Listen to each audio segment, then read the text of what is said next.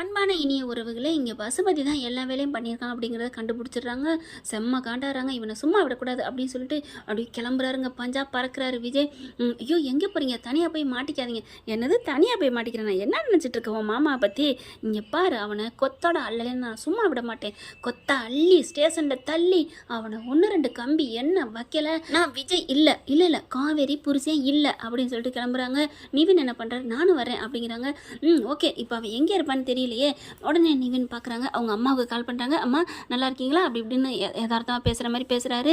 அதுக்கப்புறம் என்னம்மா இங்கே தான் வந்திருக்கிறோம், மாமா இங்கே இருக்காரா, போயிட்டு வரலான்னு பார்க்குறேன் அப்படிங்கிறாங்க. டே அங்கே தான்டா இருக்காரு அப்படிங்கிறாங்க. அப்படியா? இல்லை சென்னையில் இருப்பாருன்னு கேள்விப்பட்டேன் அப்படிங்கிறாங்க. சென்னையில் இல்லைடா, கொஞ்ச நாளாக அங்கே தான் இருக்காரு.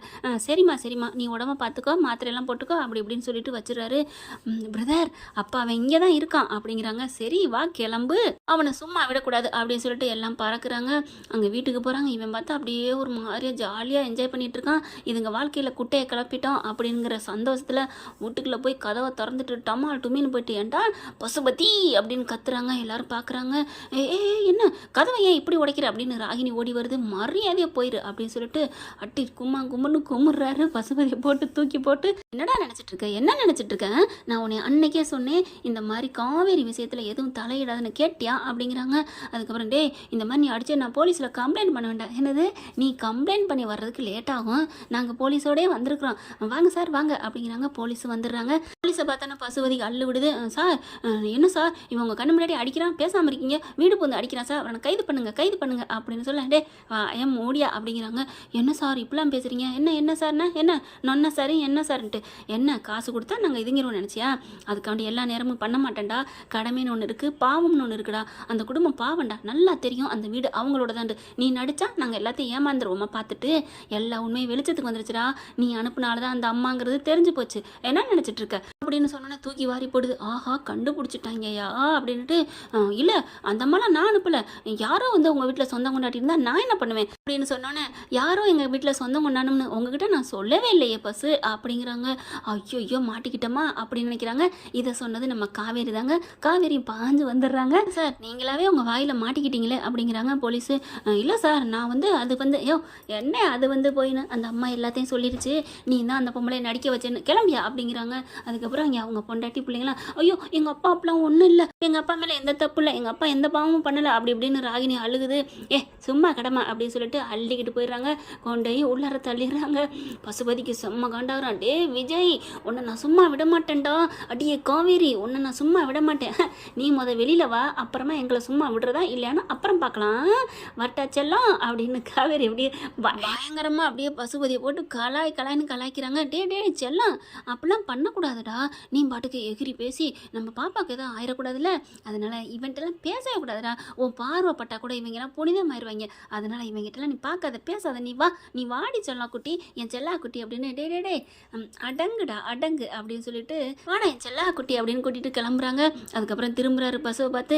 என்ன பசு சூப்பரான இடம், அப்படி அழகாக 1 2 3 படிக்க போகிற நீ, எல்கேஜிலேருந்து படிச்சுவா, உனக்கு இளமை திரும்புது பசுபதி அப்படின்னு சொல்லிட்டு கிளம்புறாங்க. ராகினி அலறி அடிச்சுட்டு வக்கீலை கூட்டிகிட்டு வராங்க.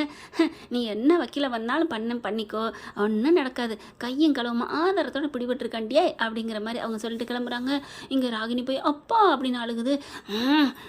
பசு அப்படியே சிங்கம் மாதிரி கரிச்சிக்கிறான். அவனை நான் சும்மா விட மாட்டேன், அவன் என்ன பண்ணிட்டான் பார்த்தியா, நீங்கள் எனக்கு பிள்ளையானா அவங்கள சும்மா விடக்கூடாது, அதெல்லாம் நாங்கள் பார்த்துக்கிறோம்ப்பா, முதல்ல நீங்கள் வெளியில் வரணும் அப்படிங்கிறாங்க.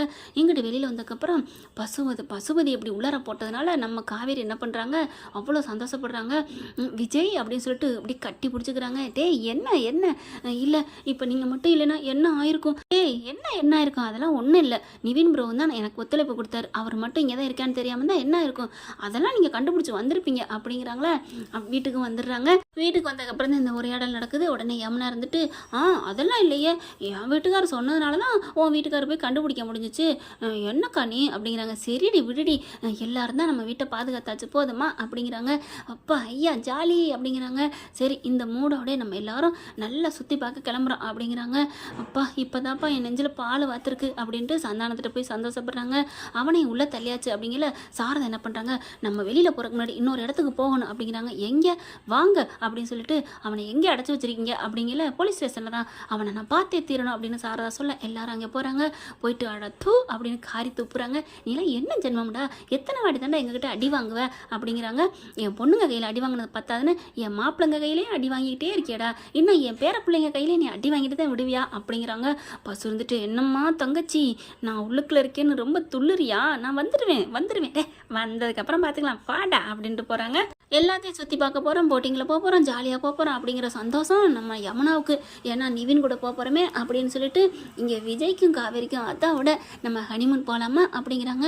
என்னது ஹனிமூனா? ஆமாம், நம்ம எத்தனையோ வாட்டி வந்துட்டோமே, அதெல்லாம் இல்லடி செல்லம், நம்ம பாப்பாவோட வர்றோம்ல, பாப்பாவோட ஃபஸ்ட்டு வர்றதுனால பாப்பாவுக்கு இது ஹனிமூன் அப்படிங்கிறாங்க. என்னது பாப்பாவுக்கு ஹனிமூனை? பாப்பாவை சாக்கிட்டு நம்ம ஹனிமூன்றி அப்படிங்கிறாங்க. அப்படின்னா நம்ம தனியால் போகணும்.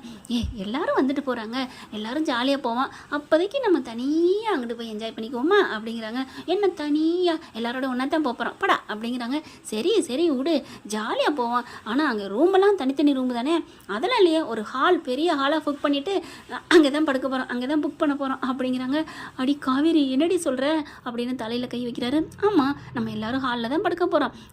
அப்போல்லாம் கொடைக்கானல்லாம் எங்கேயா ஹாலில் படுக்க முடியாதுமா, அங்கே மனுஷனுக்கு சும்மாவே குளிருது, இவங்க ஹாலில் படுக்கிறாங்களாம்ல அப்படின்னு சொல்ல, அங்கே சாரதாவும் பாட்டியும், தம்பி அவள் சும்மா சொல்கிறா தம்பி, அதெல்லாம் உரண்டை இழுக்கிறா, நம்ம அதெல்லாம் ஃபுல்லாக சுற்றி பார்த்துட்டு ரூம் புக் பண்ணி நல்லா என்ஜாய் பண்ணி வருவோம் அப்படிங்கிறாங்க. சரி நம்ம திரும்பி வீட்டுக்கு போயிடலாமே, அதெல்லாம் லேட் ஆகும், இன்னும் தூரமாக சுற்றி பார்க்க போகிறோம் அப்படிங்கிறாங்க.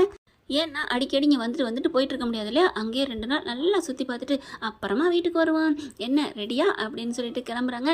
ஓகே ஃப்ரெண்ட், பார்க்கலாம், இப்படி பண்ணால் நல்லா தானே இருக்கும். இந்த பதிவு உங்களுக்கு பிடிச்சிருந்துச்சுன்னா உங்கள் பொண்ணான கையில் ஒரு லைக்கை போட்டு சப்ஸ்கிரைப் பண்ணிடுங்க. Thank you friends.